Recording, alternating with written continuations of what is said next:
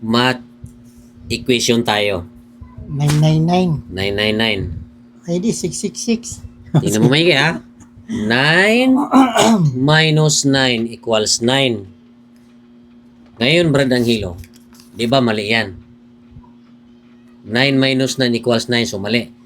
Gawin mo, Brad Anghilo, ang tamang equation ng mathematics. 2 moves.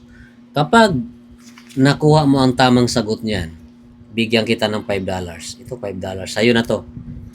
Kahit saan dyan pwede mong galawin, kahit saan dyan pwede mong damputin, 2 stick lang, kahit saan mo gustong ilipat, pwede. Huwag ka lang magdadagdag ng ibang stick, huwag ka magbabawas. O ano yung ng stick na nandiyan 2 dyan, moves yan. yan lang talaga ang gagalawin mo. 2 moves yan.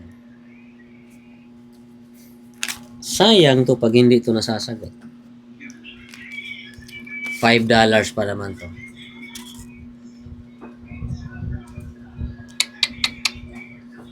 $5 pa naman yan.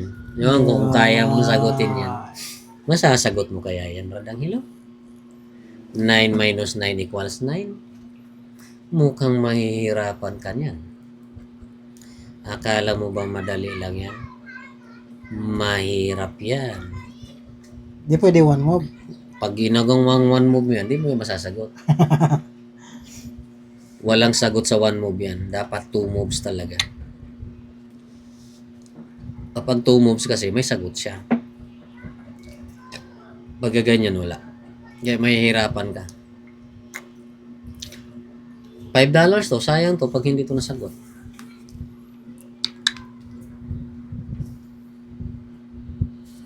$5, kasayang talaga pag hindi ito nasagot. San kaya ang mali dito? Lahat eh. Pero tingin ko ang mali pag wala dito, nandito, nandyan. Siguradong wala dyan. Yan ang tamang ano. Yan ang problema mo ngayon. Kung papaano mo siya ngayon sasagutin. Sa bagay, 2 stick lang naman ang pwede mong galawin dyan eh.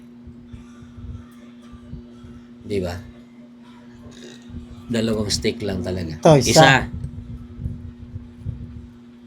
Isang stick na yan ha. So kulang ka na ng isang stick. Kaya bago ka sumagot ng pangalawa, tingnan mo muna maigi. Baka magkamali ka. Ito. 2. Yan. Ay, 9 plus 9 equals wala namang number na ganyan. Mali yan. Hindi ulit. ganyan.